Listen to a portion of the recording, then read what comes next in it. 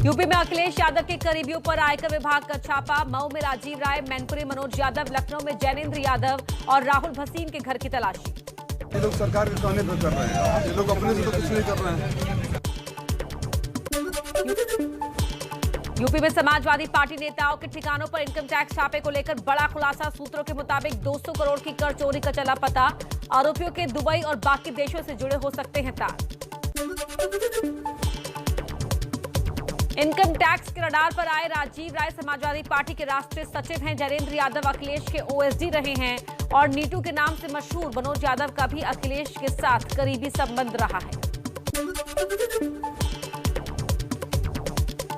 मऊ वाले घर पर इनकम टैक्स की छापेमारी के बाद राजीव राय बोले, मेरे घर में आयकर विभाग को मिले 17,000 रुपए। अधिकारियों ने किया अच्छा व्यवहार, लेकिन कल जीवन में पहली बार बिना नहाए रहना पड़ा। समाजवादी पार्टी के नेताओं के घर इनकम टैक्स की छापेमारी से भड़के अखिलेश। कहा, हार के डर से एजेंसियों को यूपी भेजा जा रहा है। वो जान गए कि उत्तर प्रदेश से भारतीय जनता पार्टी खत्म और इसीलिए उन्होंने इनकम टैक्स को भेजा है। समाजवादी पार्टी के मुरादाबाद से सांसद डॉक्टर एसटी हसन ने कहा, इससे चुनाव में समाजवादी पार्टी को होगा फायदा, क्योंकि जब भी जुल्म होता है तो लोग जालिम के खिलाफ ही होते हैं। समाजवादी पार्टी के नेताओं पर इनकम टैक्स की छापेमारी का बीजेपी ने किया समर्थन। यूपी बीजेपी के अध्यक्ष स्वतंत्र देव सिंह बोले, जो भी जनता को लूट कर रखेगा अथाह धन, उस पर होगी कार्रवाई। यूपी के डिप्टी सीएम दिनेश शर्मा ने इनकम टैक्स की छापेमारी को चुनाव से जोड़ने पर जताया ऐतराज। कहा, आयकर विभाग स्वतंत्र विभाग है, हम राजनीतिक उद्देश्य से काम नहीं करते। आयकर विभाग की छापेमारी पर निषाद पार्टी के अध्यक्ष संजय निषाद ने कहा, मैं भ्रष्टाचारी लोगों पर कार्रवाई का करता हूं समर्थन। यूपी में आज से जन विश्वास यात्रा शुरू करेगी बीजेपी। अंबेडकर नगर में जेपी नड्डा, मथुरा में सीएम योगी, झांसी में राजा सिंह दिखाएंगे हरी झंडी। यूपी के सीएम योगी आदित्यनाथ आज से 2 दिन के गोरखपुर दौरे। 933 करोड़ की विकास परियोजनाओं की देंगे सौगात। शाहजहांपुर में गंगा एक्सप्रेसवे के शिलान्यास के मौके पर पीएम मोदी ने की योगी की तारीफ, दिया नया नारा। यूपी प्लस योगी बहुत है उपयोगी।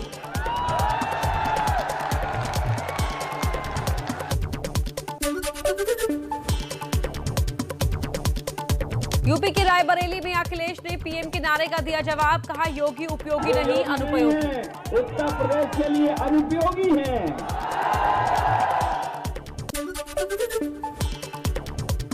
अमेठी में राहुल गांधी ने बहन प्रियंका के साथ 6 किलोमीटर की पदयात्रा की। हिंदुत्ववाद को लेकर बीजेपी पर किया हमला। सत्याग्रह, हिंदुत्ववादी का रास्ता सत्याग्रह।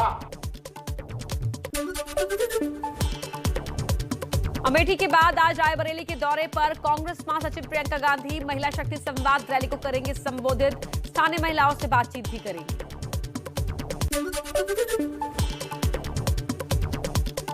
एबीपी न्यूज सी वोटर के सर्वे के मुताबिक यूपी में बीजेपी और एसपी के बीच घटता जा रहा है फासला। 2 हफ्ते में बीजेपी का वोट शेयर 1% गिरा, अखिलेश का 1% बढ़ा। सी वोटर सर्वे के मुताबिक यूपी में बीजेपी को 40% वोट मिल सकते हैं, एसपी को 34%, बीएसपी को 13% वोट मिलने का अनुमान है।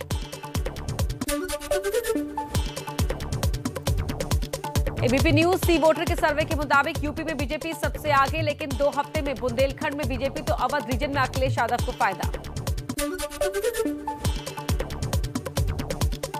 किसान नेता गुरनाम सिंह चढ़ूनी ने संयुक्त संघर्ष पार्टी बनाई। पंजाब चुनाव लड़ने का किया ऐलान। ਅਸੀਂ ਆਪਣੀ ਨਵੀਂ ਪਾਰਟੀ ਲਾਂਚ ਕਰ ਰਹੇ ਹਾਂ ਸੰਯੁਕਤ ਸੰਘਰਸ਼ ਪਾਰਟੀ ਦੇ ਨਾਂ ਤੋਂ ਤੇ ਸਾਡਾ ਮਕਸਦ ਜਿਹੜਾ ਹੋਏਗਾ ਉਹ ਰਾਜਨੀਤੀ ਨੂੰ ਸ਼ੁੱਧ ਕਰਨਾ ਹੈ, ਚੰਗੇ ਲੋਕਾਂ ਨੂੰ ਅੱਗੇ ਲਿਆਉਣਾ ਹੈ।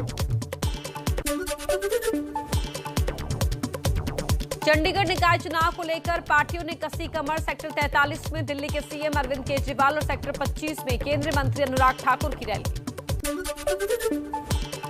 कोलकाता नगर निगम के लिए वोटिंग आज। 144 वार्ड में करीब 41 लाख मतदाता, 950 प्रत्याशियों के भाग्य करेंगे फैसला। 21 दिसंबर को होगी मतगणना। प्रधानमंत्री मोदी का आज गोवा दौरा। गोवा मुक्ति दिवस पर आयोजित होने वाले कार्यक्रमों में होंगे शामिल। कई परियोजनाओं का उद्घाटन और करेंगे शिलान्यास। हैदराबाद में आयोजित कंबाइंड ग्रेजुएशन परेड में air chief marshal VR Chaudhary ने कहा, चीन से गतिरोध है जारी, जरूरत पड़ने पर पूर्वी लद्दाख में सेना की तैनाती बढ़ाने को तैयार। अग्नि मिसाइल के एडवांस्ड वर्जन अग्नि प्राइम का ओडिशा तट से सफल परीक्षण। परमाणु हथियार ले जाने में सक्षम ये मिसाइल 2000 किलोमीटर तक मार कर सकती है। गृह मंत्री अमित शाह के महाराष्ट्र दौरे का आज दूसरा दिन। पुणे में सीएफएसएल के नए भवन का उद्घाटन करेंगे। एनडीआरएफ जवानों से करेंगे बातचीत भी। लड़कियों की शादी की उम्र सीमा 18 साल से 21 साल किए जाने के प्रस्ताव पर ओवैसी का मोदी सरकार पर हमला। कहा, 18 की उम्र में वोटिंग का अधिकार तो शादी क्यों नहीं हो सकती? मोदी जी लोगों के अंकल कब से बन गए? अमृतसर के स्वर्ण मंदिर में बेअदबी की कोशिश। ग्रिल लांघकर गुरु ग्रंथ साहिब के करीब पहुंचा यूपी का युवक। तलवार उठाई, लोगों ने पीट कर मार डाला। पंजाब के मुख्यमंत्री चरणजीत सिंह चन्नी ने बेअदबी की कोशिश के मामले की निंदा की और पुलिस अधिकारियों को दिए जांच के निर्देश। बीजेपी नेता मनजिंदर सिंह सिरसा ने ट्वीट करके कहा, गृह मंत्री अमित शाह से बात हुई। उन्होंने घटना की निंदा की और बेअदबी की साजिश को बेनकाब करने में सहयोग का दिया भरोसा। दिल्ली के सीएम अरविंद केजरीवाल ने भी स्वर्ण मंदिर की घटना पर दुख जताया। बोले, ये बहुत बड़ी साजिश हो सकती है, दोषियों को मिले कड़ी सजा। चलिए आगे बढ़ते हैं और कुछ और सियासी खबरें आप तक पहुंचाएंगे तेज रफ्तार में। देश में ओमिक्रॉन मरीजों की संख्या बढ़कर 145वीं। महाराष्ट्र में सबसे ज्यादा 48 केस। दिल्ली में भी 22 तक पहुंची संक्रमितों की संख्या। तेलंगाना में 12 नए केसेस मिले। संक्रमितों में 9 विदेशी और 3 भारतीय महिला शामिल। माफ कीजिएगा, भारतीय शामिल। तेलंगाना में अब तक 20 लोग पॉजिटिव। महाराष्ट्र में ओमिक्रॉन के 8 नए मरीज मिले। मुंबई में 4, सतारा में 3 और पुणे में 1 मरीज की पुष्टि। देश में 24 घंटे में कोरोना के 7,145 नए केस। संक्रमण के 289 मरीजों की जान गई। टीकाकरण का आंकड़ा 1 अरब 37 करोड़ के पार। WHO के मुताबिक अब तक 91 देशों में फैल चुका है ओमिक्रॉन। 1.5 से 3 दिन में 2 गुने हो रहे हैं केसेस। भारतीय कुश्ती संघ के अध्यक्ष और रांची में बीजेपी सांसद ब्रिजभूषण शरण सिंह ने एक पहलवान को मंच पर जड़ा थप्पड़। डिस्क्वालीफाई होने पर अपील करने आया था पहलवान।